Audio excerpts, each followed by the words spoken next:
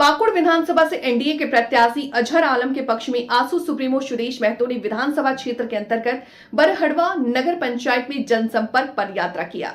Supremo Suresh Mahato ने जनता से NDA उम्मीदवार अजहर इस्लाम को विजय बनाने की अपील की और कहा कि पाकुड़ का जनमानस इस बार बदलाव चाहता है, इसके लिए जनता ने कमर कस ली। सुरेश महतो ने कहा कि राज्य की हेमंत सरकार जनता से जो वादे हुए सत्ता में आई उसे 5 साल में पूरी नहीं किया। एनडीए की सरकार बनी तो झारखंड आंदोलनकारियों को नौकरियों में स्थान दिया जाएगा। कहा कि जनता की सेवा के लिए हमारी बहुमत से सरकार आ रही है। जनता के विकास सम्मान के लिए ये चुनाव लड़ रहे हैं, जिस कारण पाकुड़ विधानसभा क्षेत्र की जनता का आशीर्वाद मिल रहा है।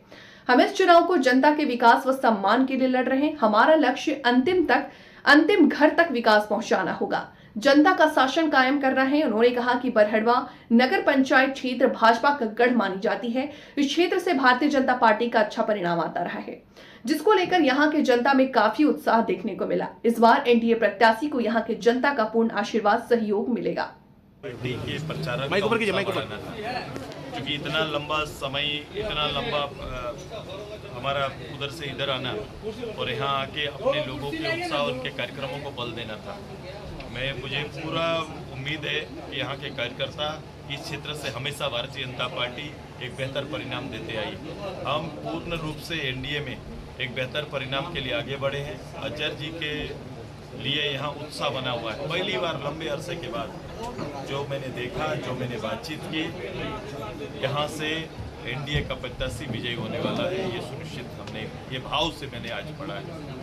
जिस प्रकार से भाजपा आपका सहयोगी दल है, यहाँ पर लंबे दिनों से बांग्लादेशी घुसपैठी की बात चल रही है, मुद्दा उठाया जा रहा है, क्या कहेंगे आप इसमें? मैं पूरे प्रदेश के ऊपर, चूँकि हमारा सीमावर्ती एरिया है और इस इशू को लगातार बंगाल के अंदर भी इशू रहा है और बंगाल के बाद हमारा स्टेट पड़ता है, तो हमारा सीमा तो बांग्लादेश के साथ लगता नहीं। बावजूद बंगाल के एडमिनिस्ट्रेटिव कमजोरी के कारण इसका प्रभाव जो सूचना मिल रहा है, वो सूचना में कहीं ये चीज़ें आ रही हैं। लेकिन भारत सरकार, राज्य सरकार मिलके इन चीज़ों पर और कोर्ट भी इन विषय पर अभी संज्ञान लिए हैं, तो वो एक प्रशासनिक काम है, उनका अपना जगह है। लेकिन क्या सबसे बड़ा इशू यहाँ का गरीबी नहीं है, यहाँ बेरोजगारी नहीं है, यहाँ के लोगों में शासन का कोई विश्वास नहीं है, यहाँ के धन संपदा का लूट यहाँ के राजनेताओं ने प्राथमिकता बना दिया है। हम उसके खिलाफ में यहाँ पर हैं।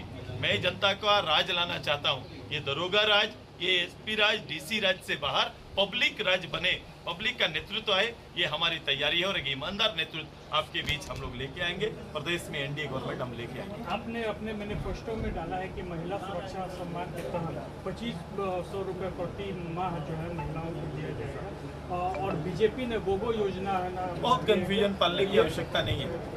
गोगो दीदी का प्लान सरकार ने पहले ही किया। गोगो दीदी को देख के सरकार ने अपने आप को 4 कदम में ज़्यादा बोली लगाया।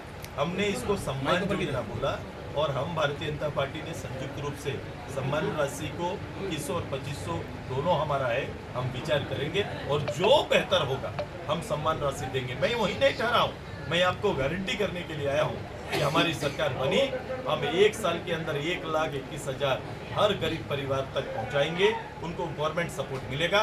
कहने का मतलब इनके 1 लाख रुपया नहीं, बल्कि मैं हर परिवार को महीना में 10 लाख रुपये का डायरेक्ट इनडायरेक्ट सपोर्ट होगा। ये मैया योजना लेके आए हैं और 3 महीना से चर्चा कर रहे हैं। आप सभी लोग इस बात से अनभिज्ञ नहीं होंगे कि मैया योजना नाम पर कांग्रेस का या भारतीय अपना झारखंड मुक्ति मोर्चा या राजद का कोई घोषणा पत्र में ये योजना कहीं पर नहीं था। योजना रहता तो बजट में दिखता। 23-24 के बजट में भी कहीं पर इसका उल्लेख नहीं हुआ, विधानसभा में कभी चर्चा नहीं हुआ। वो अचानक मास्टर स्ट्रोक लेके आए हैं और सरकार ऐसा निर्णय ली है। सरकार अगर ऐसा निर्णय ली है तो आप देखेंगे कि बजट का किसी दूसरे विभाग के बजट का ट्रांसफर करके इसमें मद इकट्ठा किया गया है। आप देखेंगे किसका पैसा निकाला, तो आप जांच करेंगे तो आप पाएंगे कि सर्वजन पेंशन का पैसा निकाल के इसमें डाला गया है। मतलब हमारे मैया को देने के लिए सास ससुर का पैसा को बंद किया गया है। 4 महीना से सास ससुर का पैसा बंद है और बहू के खाते में 1000 आ रहा है। ये घर में लड़ाने की तैयारी हो रही है और घरे में एक साजिश रचने का काम इस सरकार ने किया है। संथाल के 18 सीटों में आपको एक सीट है जो आप लड़ रहे हैं। संथाल में कितनी सीटें आने की उम्मीद है आपकी? अभी लड़ रहे हैं एनडीए की, मैं टोटल लड़ाई में मैं ही हूँ। मैंने कहा कि मेरी लड़ाई 81 का है, 81 के 81 विधानसभा में हम आ रहे हैं और जो कल का चुनाव हुआ उसके बुद्धों का उत्साह परिणाम के रूप में दिख रहा है और ये उत्साह का हवा अब यहाँ पर संताल में आया है। अब ये निश्चित है कि इस दूसरे चरण के चुनाव में इसका असर पड़ेगा और एनडीए एक बड़ी जीत के साथ 23 तारीख के सूर्योदय में सरकार बनाते हुए नजर आएगी।